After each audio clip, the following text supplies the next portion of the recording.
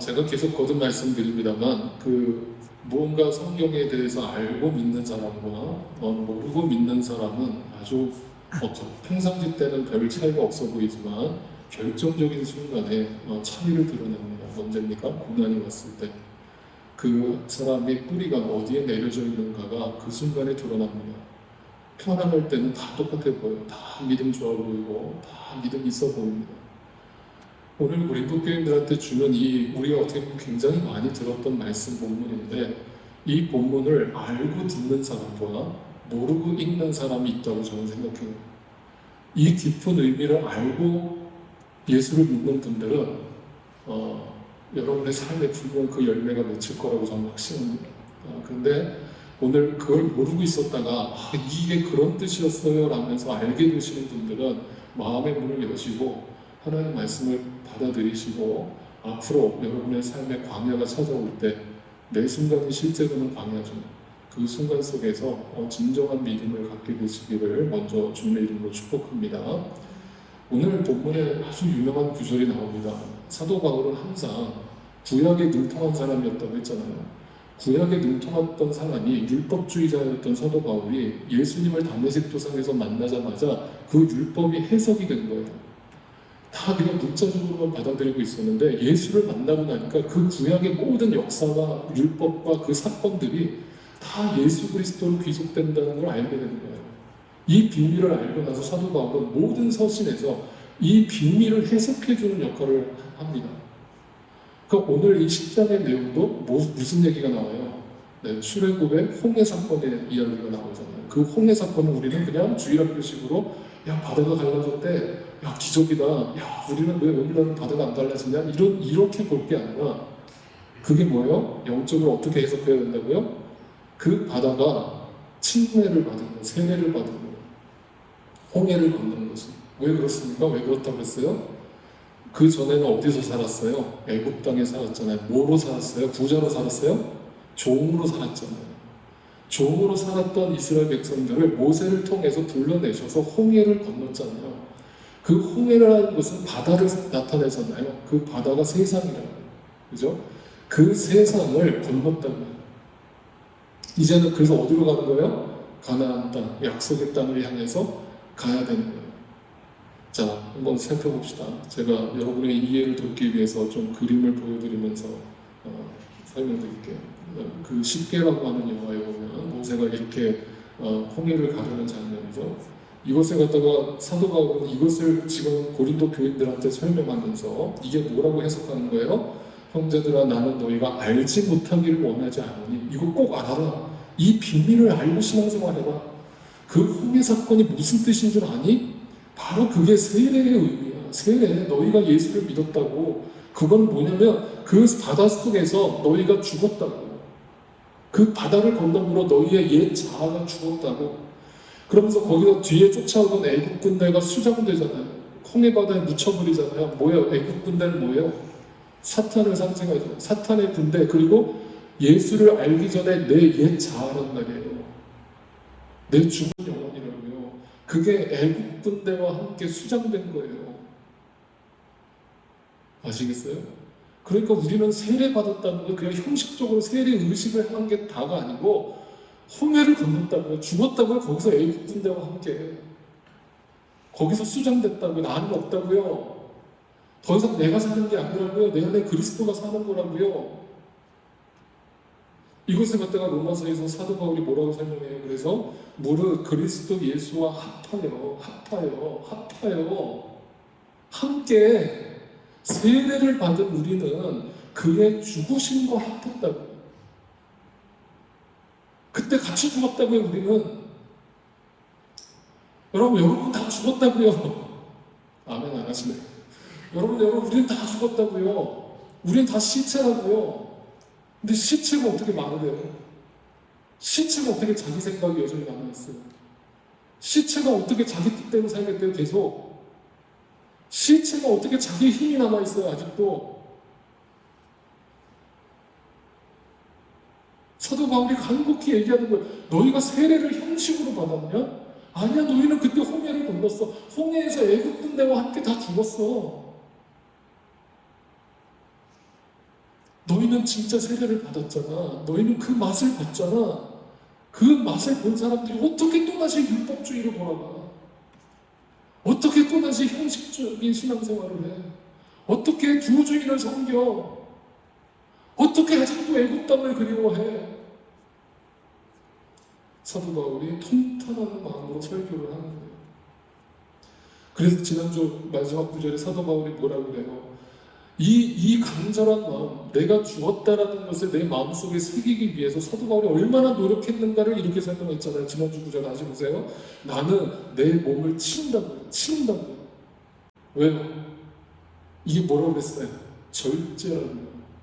왜? 내 영혼이 죽은 것처럼 이제 내 삶도, 내 남은 내 육신의 삶도 날마다 나를 쳐야 된다고. 왜? 이 육신의 껍데기가 아직 남아있어서 자꾸 내가 나오니까, 자꾸 내가 다시 살아나려고 그러니까.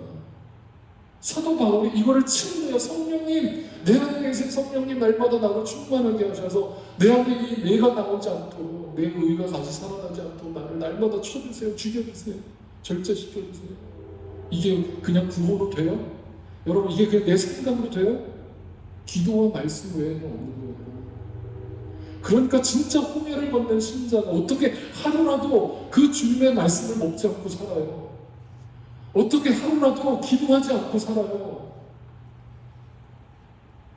제가 농담처럼 얘기하지만 드라마는 빼놓지 않고 꼬박꼬박 보시면서 왜 말씀을 안 보세요?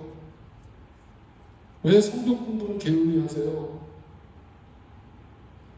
그래서 고린도 교인들은 세례 받았다고 하는데 사도 바울이 볼 때는 세례 받지 않은 것처럼 행동을 하니까 이 얘기를 하는 거예요. 정말 당신들 세례 받은 사람들 맞습니까? 라면서 말씀으로 구약의 이야기를 끄집어내면서 다시 간곡히 찌르는 거예요. 그 세례 받은 척을 하고 있었던 이스라엘 백성들, 홍해를 건너긴 했지만 그 마음으로 할례 받지 않고 여전히 육신의 삶을 살고 있었던 이스라엘 백성들이 그 광야에서 무슨 짓을 했습니까? 네? 성령 충만했죠? 아니죠. 그 이스라엘 백성들이 어떻게 행동합니까? 또 그림으로 보여드리죠? 네. 그러나 그들의 다수가 하나님이 기뻐하지 않았대요. 왜? 마음의 할례를 안 받는 거예요. 그들이 광야에서 그래서 다 죽어버렸대요. 심판받았대요. 왜? 예수 제대로 안 믿는 거예요. 여전히 자기 멋대로 사는 거예요. 자기가 하고 싶은 대로 하는 거예요. 그게 구체적으로 어떻게 드러나요? 우상 숭배로 드러났어요. 내가 좋아하는 거, 그게 우상이잖아요. 때로는 돈이 우상이 되고, 자식이 우상이 되고, 사람이 우상이 되고, 권력, 명예, 여전히 세상 좋은 것들을 환장해가지고 세상 사람과 그런 잡담을 하면서 살아가고 있는 게 우상 숭배가 아니고 뭐예요? 또 음행을 저질러요. 은밀한 죄가 있어요. 겉으로는 깨끗한 척하지만 저 교회 예배당만 나가면 온갖 은밀한 죄가 내 안에 가득 차 있고, 그게 이스라엘 백성들이 했던 거예요. 똑같이 우리가 그걸 반복하고 있는 거예요. 또 뭐예요? 주님을 시험해. 주님을 어떻게 시험합니까? 인간이 주님 없다는 거예요. 주님을 시험한다는 거예요. 주님을 아예 안중에 두지도 않는다는 거예요. 다 잊어버린다는 거예요. 그러니까 어떻게 해요? 하나님이 심판하죠. 그리고 뭐예요? 그리고 그는 힘든 고난이 찾아오니까 하나님은 원망해요. 원망이라는 게 그냥 어쩌다 그냥 투덜투덜거리는 걸 얘기하는 게 아니에요. 가인이 하나님께 삿대질한 것처럼 내가 하나님 앞에 어떻게 했는데 어떻게 나한테 이래요? 라면서 피조물이 창조주한테 삿대질을 하는 거예요. 조금만 힘들면 아유 하나님 이거 뭐고 몰라요. 하나님이 있긴 어딨어요? 내가 이렇게 힘들어 죽겠는데 입으로 죄를 져요. 이스라엘 백성들이 똑같은 짓을 하고 있었어요. 이 얘기를 사도 바울이 고린도 교인들한테 하는 거예요. 너희는 정말 세례 받았니? 너희는 정말 홍해를 건넜어? 날마다 내 몸을 치고 있니? 나도 사도인 나도 그 주님의 구원의 감격에서 벗어나지 않으려고 이렇게 몸부림치면서 그 길을 가는데 어떻게 그렇게 아니라니? 라면서 사도 바울이 고린도 교인들한테 다시 한번 일침을 놓고 있는 거예요. 이것이 뭐라고요? 11절에 뭐라고 얘기하는가? 보세요. 11절에 이렇게 이스라엘 백성들의 역사를 쭉 훑어주는 이유가 뭐예요? 그들을 통해서 본보기를 삼으려고 한다는 거예요. 그러니까 여러분 성경 보실 때 어떻게 봐야 돼요? 구약의 이스라엘의 역사를 볼 때마다 야, 이스라엘에 이런 일이 있었구나. 참 이스라엘 사람들 이렇게 살았구나. 역사책이에요. 역사책 보세요 지금. 하나님이 왜 이스라엘의 역사를 구약에 기록해 놓으셨어요? 누구 보라고? 누구 보라고? 우리 보라고. 너희가 이 이스라엘 백성들하고 똑같이 행동할 테니까 그거 본보기로 세우려고 그걸 성경에 기록해주고, 이스라엘 백성들 욕하지 마세요. 그게 우리예요. 여러분이에요. 저예요. 그러면 이제 목사님 얘기를 듣다 보니까 불쾌해요. 하나님은 좋으신 하나님이라면서요. 그러면 그 노예로 살던 이스라엘 백성들을 구원해 주셨으면 좀 평탄한 길을 가게 하셔서 바로 가나안 땅에 들여보내주시고 좀 잘 먹고 잘 살게 해주면 안 돼요? 그렇게 인생 고생했던 이스라엘 백성들 좀 불쌍하지 않아요? 왜 하나님은 그들을 광야로 인도하셔서, 아니 누구라도 그 광야에 가서 불평 안 할 사람이 누가 있어요? 불평 안 할 사람이 있으면 손 들어보라 그래요. 배고파 죽겠는데 누가 불평이 안 나와요? 누가 짜증이 안 나요? 특히 남자분들은 공감하시고 배가 고프면 막 짜증나요. 저도 그래. 이유 없이 짜증나고 화가 나요. 그냥 다 싫어요. 그냥 만사가 귀찮고 뭐라도 막 먹었으면 좋겠는데. 여러분 그래서 금식한다는 거 쉬워요 어려워요? 해보셨어요 금식? 해보시면 그 일주일이 고비예요. 일주일. 제가 최장 2주까지 해봤거든요. 근데 일주일이 고비라고요. 일주일 넘어가면 죽을 것 같아요 진짜. 뭐 초코파이가 들어가고 아무것도 하나도 먹게 해요. 이스라엘 백성들이 이게 이유 있는 불평 아니에요? 그죠? 평안할 때 불평했냐고요. 아니 하나님이 광야로 보냈으니까, 광야로 보냈으니까 먹을 게 없으니까 굶어 죽겠으니까 불평이 안 나와요? 사람인데? 그런데 하나님이 그 목적이 아니라고 얘기하는 거예요. 너희를 지금 괴롭히려고 내가 지금 너희를 어뷰즈하고 학대하는 거니? 그게 아니라는 거예요. 하나님의 그 숨은 뜻이 도대체 뭘까요? 광야는 왜 주어졌는가를 한번 생각해 봅시다. 여러분 지도를 좀 보여드리죠. 자, 다시 한번 생각해봐요. 애굽 땅이 어디 있어요? 저기가 애굽이죠. 이집트가 세상이라고 상징을 합시다. 그 세상에서 우리를 불러서 어디로 보내겠다는 거예요? 하나님 나라 가나안 땅. 저기가 약속의 땅이에요. 거기로 가면 되는 거예요. 그러면 제가 그때 출애굽기 강의할 때 뭐라고 그랬어요? 애굽 땅에서 가나안 땅으로 가는 최단 길이 뭐예요? 지름길이 어디예요?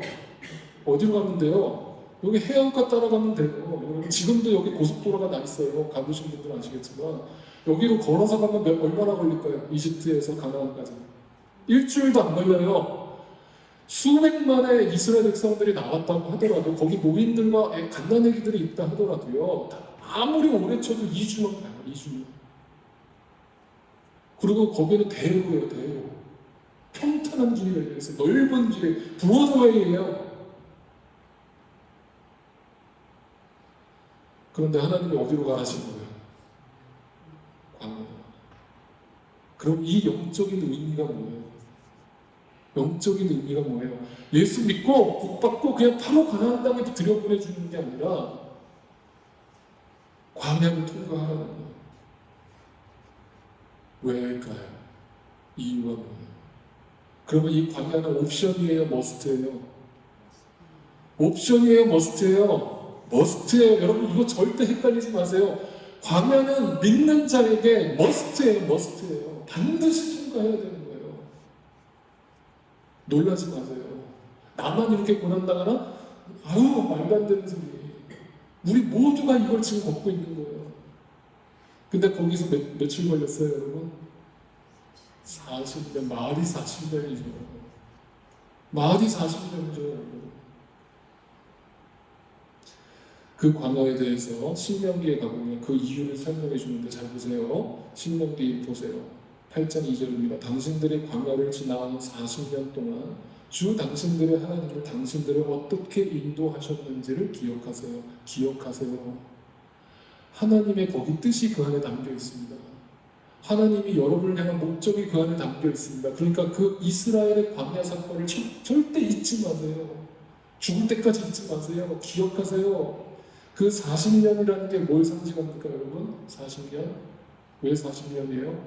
왜 41년이 아니고 왜 39년이 아니에요? 40이라고 하는 숫자의 의미가 있어요. 40이라는 숫자는 역시 완전한 연단을 상징해요. 그래서 예수님도 이 땅에 오셔서 어디로 들어가셨어요? 공생이 시작하기 전에 광야로 들어가셨어요. 거기서 며칠 계셨어요? 40일. 그래서 예수님의 40일 광야와 똑같은 얘기를 하려고 하는 거예요. 그러면 거기서 예수님도 뭐 받으셨어요? 광야에서? 시험 누구한테? 사탄에게. 그러면 지금 이스라엘 백성도 광야에서 뭐 하고 있는 거예요? 시험 받고 있는 거죠? 테스트죠? 자, 그걸 설명하는 거예요. 자, 보세요. 그 이유를 뭐라고 설명하는지. 2절입니다. 그렇게 오랫동안 당신들을 광야에 머물게 하신 것은, 광야에서 뺑뺑이 돌린 것은 당신들을 단련하시고 시험하셔서 연단, 성숙, 성장, 그걸 위해 반드시 필요한 과정. 나를 더 죽이기 위해서. 당신들의 하나님이 계명을 지키는지 안 지키는지 당신들의 마음속을 알아보려는 것. 이걸 문자적으로 이렇게 우리말로 번역을 해놓으니까 하나님을 마치 우리를 괴롭히려고 마치 간보는 것처럼 들리실 수 있는데 그 뜻이 아니에요. 무슨 뜻이냐면 정확하게 번역하면 계명을 지킬 수 있는지 없는지를 알게 하려는 거. 무슨 말이냐면 인간이 그 율법의 하나님의 계명을 온전히 지킬 수 있다 없다. 근데 자꾸 있다고 생각하니까 내 힘이 남아있는 거예요. 내가 할 수 있다고 생각하는 거예요. 그럼 광야에서 뭐 훈련시키려는 거예요? 힘 빼라. 죽어라. 약해져라. 내려놔라. 못한다고 얘기해요. 그러면서 뭐라고 얘기하시는 거 보세요. 그 다음 구절. 주님께서 당신들을 어떻게 하신다고요? 낮추신대요. 여기 영어로 보니까 어떻게 되어 있어요? humble. 내가 주님 앞에서 겸손해져. 여러분, 예수 믿는 사람들은 겸손해야 돼요. 교만할 수가 없어요. 여러분, 저 어떻게 보세요? 저 되게 교만한 인간이었어요. 진짜 저를 아는 친구들 다 알아요. 제가 얼마나 잘난 척하는 사람인지. 잘났거든요. 죄송합니다. 네. 못하는 게 없었어요. 솔직한 얘기 못하는 게 없었어요. 그래서 다 칭찬받았어요. 항상. 그러니까 저는 되게 비교감정이 있어요. 되게 내가 대단한 존재인 줄 알았어요. 진짜. 근데 그때 하나님을 만났어요. 하나님이 제 환도뼈를 확 부러뜨려 버렸어요. 니까지 게 저절로 낮아지는 거예요. 저 이제는 못해. 저 못해. 저 못해. 제가 뭘 잘난 게 있다고 하나님 내세울 게 뭐가 있다고. 낮추시고 굶기셨대요. 잘 들으세요, 여러분. 배가 고팠죠? 배가 고파서 뭘 주셨어요? 만나를 주셨어요. 만나가 뭐예요, 여러분? 만나가 히브리어로 만후예요. 정확한 말로 만후. 이게 뭐냐면요, 의문문이에요. 의문문. 이게 뭐야? What is this? 만나. 만후. 따라해보세요. 만후. 왜 그랬을까요? 난생 처음 보는 음식이잖아요. 하늘에서 내렸으니까. 그게 뭐냐면 이런 음식이 있었어 라는 의미가 있지만 그 뜻이 뭐예요? 이 세상에 있는 음식과 비교가 안 된다는 거잖아요. 이 세상의 음식은 나의 배를 삼시세끼 잠깐 채우지만 그게 몇 시간만 지나면 배가 꺼져요. 또 배가 고파요. 그런데 처음 먹어보는 그 만후를 먹고 나서는 그게 하늘로부터 내려오는, 예수님이 이걸 갖다 뭐라고 해석해 줬어요? 내가 바로 그 하늘에서 내려온 만나, 생명의 빵, 생명의 양식. 그러니까 뭐가 만나요? 예수 그리스도가 만나요. 그러니까 예수 그리스도의 만나를, 생명의 양식을 먹으려면 전제 조건이 있죠. 뭐예요? 배가 고파요. 이 땅에서 배 타시고 등 타시고 배부르면 그 만나가 안 보여요. 간절함이 없어요. 오늘날 크리스천들이 왜 이렇게 다 영적으로 병들었는 줄 아세요? 잘 먹고 잘 살아서. 제가 대놓고 얘기합니다. 우리가 너무 잘 먹고 잘 사는 거예요. 하나님이 내 안에 비집고 들어올 영역이 없어요. 왜? 하나님 없어도 행복하니까. 하나님 없어도 먹고 살만 하니까. 그래서 크리스찬들은 날마다 어디로 가야 돼요? 광야로 가야 돼요. 내 영적 광야를 잃어버리면 여러분 거기서부터 타락이 시작돼요. 변질되는 거예요. 내 시간에. 물에 술 탄 듯 술에 물 탄 듯 그냥 아무것도 아닌 거예요. 교회만 왔다 갔다 하는 거예요. 아무런 변화가 없는 거예요. 이스라엘 백성처럼. 그 이스라엘 백성이 먹은 만나 뭐예요? 그 배고픔이 뭘 상징해요? 또 한 가지 의미는 아무리 이 세상의 소유로 그걸 채워도 채워지지 않는 내 영적 공허함이 있잖아요. 제가 늘 설명드리자 블랙홀이 있다고. 우리 마음에, 우리 심령에 블랙홀이 있다고. 돈으로 그게 채워져요? 사람으로 채워져요? 명예로 채워집니까? 여러분 나름대로 세상 다 경험해보신 분들 아니에요? 여기서 계신 분들은. 아무리 채워도 채워지지 않는다고 고백했으니까 여기 나오신 거 아니에요? 그 배고픔이 있었으니까 여기 나오신 거 아니에요? 그러니까 그 배고픔이 축복이에요, 아니에요? 그래서 저는 여러분 우리 제가 이런 얘기 잘 대놓고 안 하지만 지금 우리 교회 가장 젊은 축에 속하는 우리 하나장례, 주문장례, 종대형제들 보면은 진짜 귀한 거예요. 왜냐면요 30대 나이에 벌써 20대부터 열심히 믿었잖아요. 저분들이. 그러면 그 나이에 저렇게 주일날 이 황금 같은 시간에 와서 하나님 앞에 무릎을 꿇고 예배를 드린다는 건 무슨 의미예요? 저는 그게 귀하거든요. 너무 이쁘고. 네. 여기서 40 이상 되신 분들은 당연한 거예요. 여러분 당연한 거예요. 왜? 세상에서 다 경험해보니까 그거 다 부질없더라. 그걸 먼저 체험했으니까 이제 저절로 하나님께 나온 건 탕자가 돼지 우리까지 가봐야 아버지의 사랑을 발견하듯이 우리는 세상에서 다 해본 거 다 해본 거예요. 놀 만큼 놀아본 거예요. 근데 거기서 채워지지 않는 그 블랙홀을 경험한 거예요. 그러니까 맞다구나. 내게 생명의 양식이 필요하구나. 그걸 알고 여러분 여기 나오신 거잖아요. 할렐루야 축복합니다. 네, 그거예요. 그러면서 무슨 말씀하세요? 보세요. 유명한 구절이 나오죠.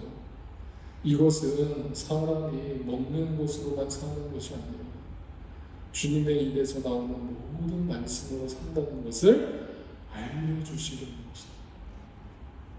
그게 어디서 알게 하신다고요? 광야에서. 배고프게 하셔서, 없게 하셔서, 고난받게 하셔서 그 없음을 내가 다 비워냈더니 어쩔 수 없이 비워냈더니 하나님이 그때 나에게 만나로 채워주시면서 사람이 먹고 빵으로만 사는 거 아니야 를 알려주시는 거예요. 비로소 이게 보이기 시작한 거예요. 그러면서 그것이 영적 양식으로만 채워준다는 걸 알고 나서야 비로소 우리에게 참된 만족이 있게 되는 거예요. 잘 보세요. 어떤 분들은 그 만나가 영적인 거라고만 생각을 하니까 목사님 그 영적 만나 소중하죠, 귀하죠. 저 그거 믿고 그거 소중하게 여겨요. 그런데 현실의 삶도 중요하잖아요.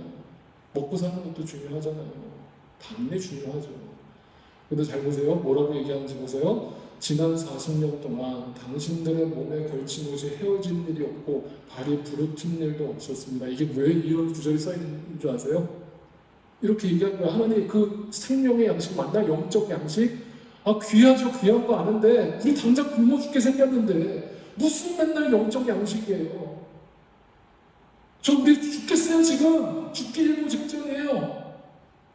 근데 40년이 지나놓고 보니까 하나님이 이렇게 얘기하는 거야. 야 돌아봐. 40년 돌아봐.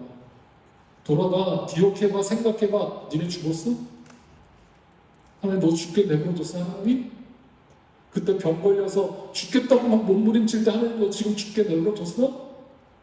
돈 없어서 굶어 죽겠다고 난리칠 때 아우성 칠 때 하나님 너 굶어 죽게 했어? 왜 하나님을 못 믿어? 그러니까 예수님이 이 땅에 오셔서 뭐라고 하시고 무엇을 먹을까, 무엇을 마실까, 무엇을 입을까 염려하지 마. 그거는 내일이 염려할 것이니까. 내일이 누구예요? 하나님. 우리는 내일을 모르니까 그 내일은 하나님의 영역이잖아요. 그러니까 하나님이 하실 테니까 그 하나님은 신실하신 하나님이니까 내 육신의 삶은 아무리 힘들고 괴로워도 견디라고. 그리고 지금 여러분 5년 전에 10년 전에 한번 생각해 보시라고요. 여러분이 5년 전에 10년 전에 밤잠 못 자가면서 아유 하나님 이것 좀 해결해 주세요. 이거 해결 안 하면 저 죽을 것 같아요 했던 문제들, 그거 지금 어떻게 되셨어요? 그것 때문에 지금 다 돌아가셨어요? 네? 폐가망신하셨어요? 그래서 오늘 고린도전서 10장에 이 유명한 구절이 나오는 겁니다. 뭐예요? 하나님은 신실하십니다. 여러분이 감당할 수 있는 능력 이상으로 시련을 겪는 것을 하나님은 허락하지 않으십니다. 하나님께서는 시련과 함께 그것을 벗어날 길도 마련해 주셔서 여러분이 그 시련을 견뎌낼 수 있게 하십니다. 이 말을 오해하지 마세요. 잘 들어보세요. 제가 늘 얘기하는 거, 예수 믿는다고 문제 해결됩니까? 없던 문제, 있던 문제가 없어집니까? 다 여러분 다 평안하시죠? 모든 문제가 하나도 없으시죠? 예수 믿는다는 것은 그 문제가 해결받는데 초점이 있는 게 아니라고 제가 거듭 말씀드리잖아요. 여기서 뭐라고 설명해요? 그 시련을 어떻게 하신다고요? 견뎌내게 하신다. 그 시련은 머스트예요, 옵션이에요? 머스트라고요, 머스트라고요. 우리는 반드시 그 광야를 통과해야 된다고요. 그러니까 더 이상 불평하지 말라고요, 여러분. 우리는 어차피 이 땅에서 죽을 때까지 괴로운 거예요. 눈물 흘리는 거예요. 밥잠 못 잘 일이 수도 없이 벌어지는 거예요. 몸이 아픈 거예요. 마음도 아프고요. 때로는 내 자식이 내 마음대로 안 되는 거예요. 그 숱한 문제들을 그 문제 좀 해결해 주세요 라면서 시간 낭비하지 말고 이제는 그걸 하나님 감당하게 해주신다는 걸 바라고 이기게 해주신다고요. 그걸 견디게 하신다고요. 결국은 그 광야를 통과하게 하신다고요. 여러분 이게 하나님의 축복이에요. 그래서 우리에게 요구하시는 게 뭐예요? 믿음. 하나님은 신실하시니까 믿어라. 하나님은 지금도 한치의 오차 없이 우리의 삶을 인도하고 계시니까 제발 좀 믿어라. 마태복음 17장에 보면 여러분 그 귀신 들린 한 사람을 제자들한테 끌고 와서 이 귀신 들린 사람 좀 치유해달라고 부탁을 하죠, 사람들이. 그래서 제자들이 어떻게 해요? 못하겠다고요. 좀 우리는 그런 능력이 없어요. 못하겠습니다. 그러니까 예수님이 그 제자들한테 뭐라고 해요? 이 믿음이 패역한 세대, 이 믿음이 쫄딱 망한 세대야 이 말이에요. 믿음이 바닥에 바닥. 안 믿는 거예요, 안 믿는 거예요. 예수님을 쫓아다니는데. 그러면서 무슨 유명한 말씀하세요? 너희에게 겨자씨만한 믿음 하나만 있어요. 이 산을 옮기는 믿음이 될 텐데 그 겨자씨만한 믿음이 뭐예요? 겨자씨가 뭔지 아시죠, 여러분? 얼마나 작아요. 후 한번 불면 사라지는 눈에 보이지도 않는 씨거든요. 겨자씨만한 믿음의 의미가 뭐예요? 믿음의 많고 적음을 말하는 거예요? 아닙니다. 진짜 믿음. 오히려 큰 믿음 가졌다는 사람들이 사고쳐요. 진짜 믿음을 가진 사람은 겨자씨만한 믿음만 있어도요 삶이 변화돼요. 하나님의 기적을 봅니다. 우리에게 결정적인 순간에 그 겨자씨만한 믿음이 없으니까 신실하신 하나님이 안 보이니까 이거를 견뎌내게 하시는 그 주님의 손길이 안 느껴지니까 그 상황에서 무너집니다. 여러분 무너질 수는 있어요. 누구나 다 연약한 인간입니다. 그러나 다시 일어섭시다. 일어서서 굳건하게 말씀 위에 섭시다. 그리고 말씀과 기도로 나를 치면서 그 길을 계속 걸읍시다. 여러분 힘드시죠? 사는 게 힘드시죠? 저한테 물어봐 주세요. 저한테 물어봐 주세요 빨리. 네, 되게 힘들어요. 여러분. 죽을 것 같아요. 여러분. 사는 게 아니에요 지금 여러분. 여러분 이 세상에 문제 없는 가정이 있어요? 문제 없는 사람이 있어요? 고민 없는 사람이 있어요? 고민 없는 사람은 시체밖에 없어요. 저기 영화실에 누워있는 사람들은 고민이 없겠죠. 죽었으니까. 근데 살아있으면 고민이 있는 거예요. 상처가 있고요, 아픔이 있고요. 저도 있어요. 제발 저한테 그런 거 묻지 마세요. 목사님 안 힘드세요? 제가 왜 그러세요? 저를 무슨 뭐로 보시는 거예요? 왜 안 힘들어요? 저도 제가 한번 문제를 다 까놓고 여러분 한번 다 쉐어를 해볼까요? 네, 저는 그저 유구모범이에요. 여러분, 근데 이 하나님의 계획을, 신실하신 하나님의 계획을 우리가 봐야 할까요? 제가 그래서 이 설교 서론에서 말씀드리고, 이걸 보는 사람과 이걸 보지 못하고 그 광야를 걷는 사람은 천지 차이예요.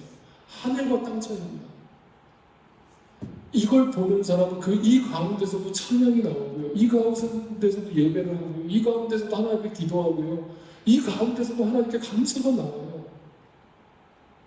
왜? 그걸 견뎌내게 하시는 증거예요, 그게. 내 안에 계신 성령님이.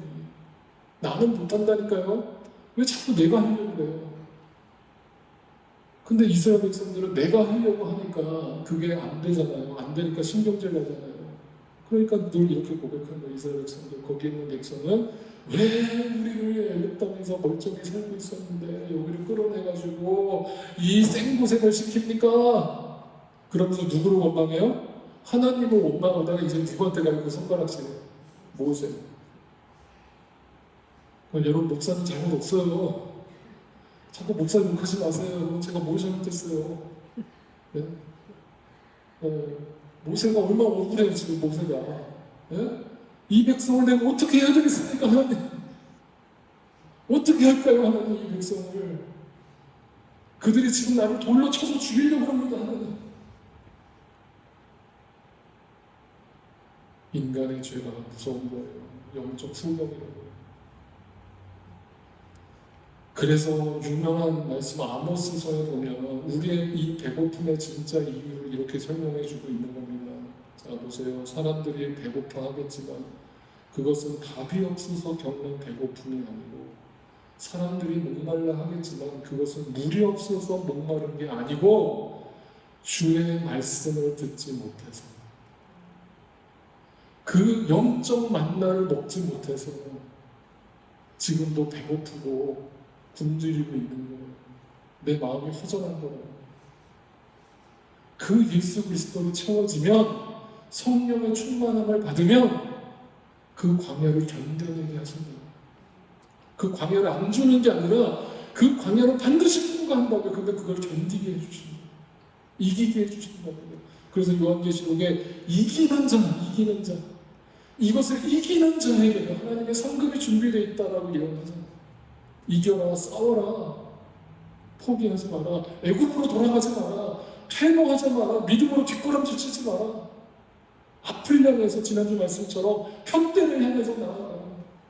뒤에 것은 잊어버리고 홍해를 건넜으니까 이제 좀 세상 것 좀 끊어버리고 절제하고 이제는 주님만 바라보고 좀 가라 라고 계속 부탁을 합니다. 마지막으로 저희 개척 초창기 때 제가 설교할 때 한 번 보여드렸던 어느 목사님의 간증을 마지막으로 읽어드릴게요. 그 내용은 제목이 이렇습니다. 그래서 제가 못한다고 했잖아요. 제목부터가 심상치 않아요. 네. 그래서 제가 못한다고 했잖아요. 목사님이에요. 뭐라고 말씀하십니까? 근데 그게 정말 많아. 주님, 병원에 갔더니 제 당뇨 수치가 400이 넘는데 술, 담배 전혀 하지 않는 제가 지방간 수치가 880이랍니다. 880이면 수술해야 될 정도예요. 저는 환자예요. 그런데 그런 저를 이끌고 병원 신방까지 하셨죠. 늦은 시간까지 문제 많고 어렵다는 성도들 마다하지 않고 상담하고 신방하면서 제 몸 돌보지 않고 성도들 돌봤잖아요. 교인들은 해외여행 다닌다, 명품백 산다는 수다를 떠는 저에게 가족여행 한 번 가보지 못한 아내를, 그것도 후줄근한 면티 하나 걸치고 애들 두눈깔 걱정하고 있는 아내를 앉혀놓으셨잖아요. 대놓고 남편 목사 욕하는 자리에 아무 말도 할 수 없는 아내를 앉혀놓으셨잖아요. 그렇게 우울증에 시달리는 아내를 두고 주님께서는 저를 우울증 앓고 있는 성도들에게 보내셨잖아요. 방 두 칸에 첫째 아들이 기어다닐 것도 없는 살림살이 하는 저를 주식하다가 손해봐서 우울하다는 성도 집에 위로하고 보내셨잖아요. 그렇게 눈물로 기도하며 섬겼는데 그 사람들 지금 다 어디로 갔습니까? 조금만 자기 마음에 들지 않으면 교회가 여기밖에 없냐며 떠나는 성도들의 뒷모습을 그저 바라만 보게 하셨잖아요. 그래서 제가 못한다고 했잖아요. 하나님 못하겠어요. 어떻게 계속 이렇게 살아요? 목사님의 이 고백을 듣는데 그냥 눈물이 나는 거예요. 이 목사님 얼마나 절망적이면 이런 거를 공개적으로 글을 썼을까? 그런데 이렇게 푸념 섞인 원망 섞인 말로 끝나지 않아요. 그 뒷부분 중간을 다 생략하고 맨 마지막 결론에서 목사님이 뭔가를 깨달았어요. 이렇게 말씀하세요. 이처럼 나는 목회 현장에서 어려운 일을 만날 때마다 더 쉽고 빠른 방법이 있는데 그것을 사용하지 못하게 하시고 내 상황과 내 마음을 몰라주시는 아버지 하나님을 늘 원망했다. 나를 더 깊은 광야로 이끄시는 아버지를 이해할 수도 견딜 수가 없었다.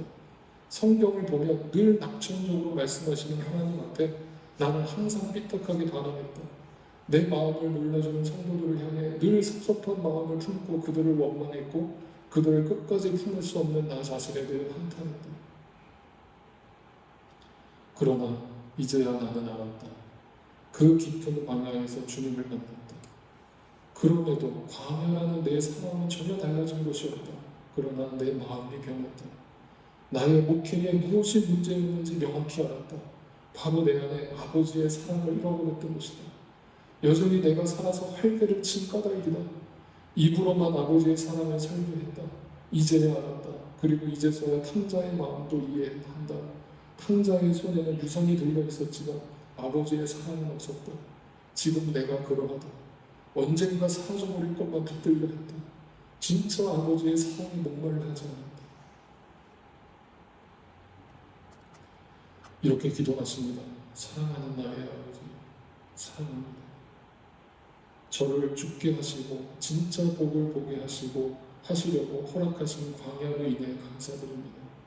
부디 저를 날마다 죽게 하시사 제가 지켜야 할 자리를 떠나지 않게 하시고 오직 제 안에 아버지의 마음과 아버지의 능력과 아버지의 사랑만이 머물러 아버지의 살아계심과 사랑하심을 증거하며 살 수 있도록 저를 붙들어 주옵소서. 나를 너무나 사랑하셔서 십자가에 죽으신 예수님의 이름으로 기도합니다.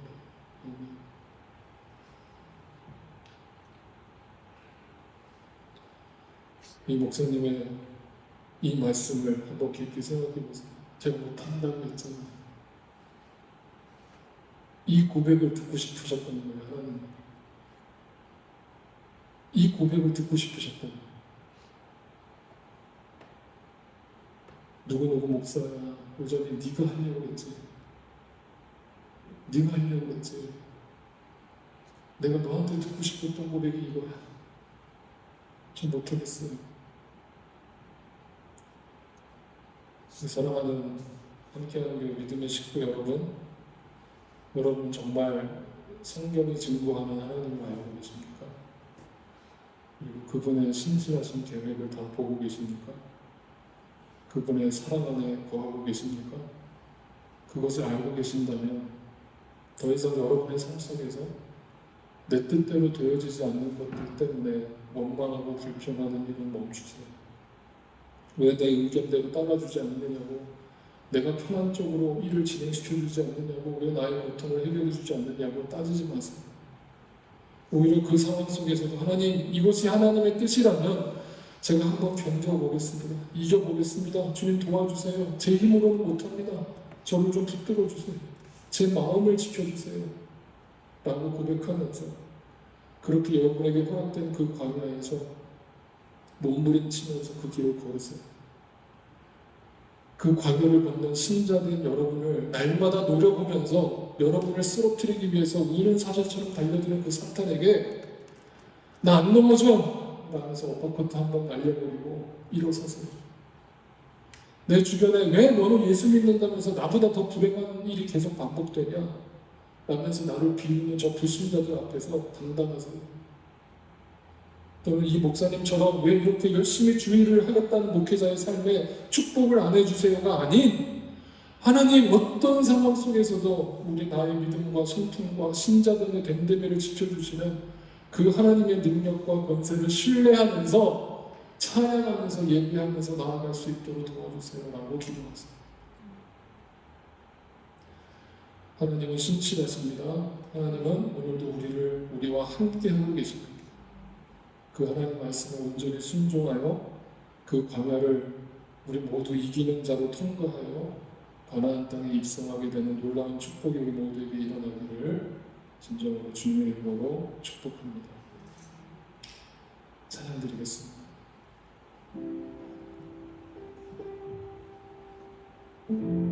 아주 오래된 찬양인데 말씀을 준비하다가 이 찬양이 떠올라서 같이 함께 마지막으로 우리 다 자리에서 일어나서 함께 찬양합시다.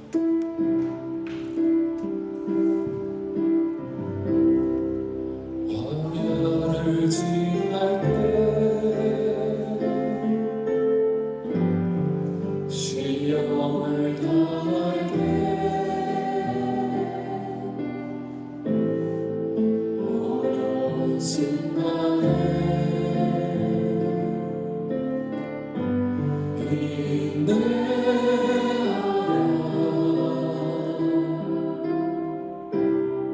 주 너를 뜻사 감추이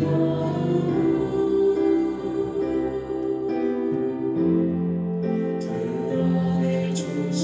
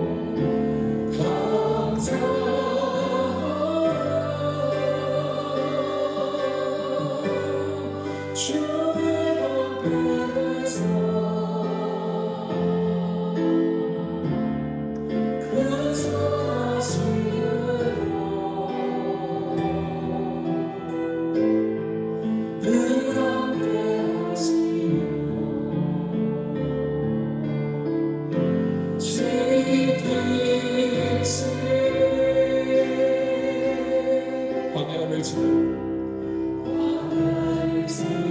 때 시험을 당할 때 어려운 순간에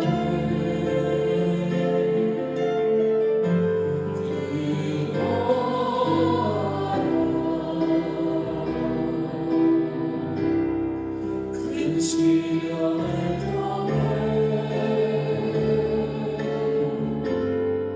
나를 달려서 저 끝까지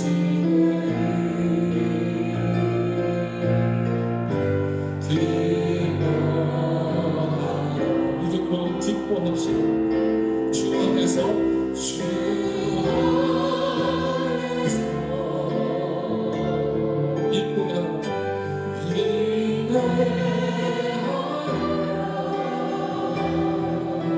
기뻐하며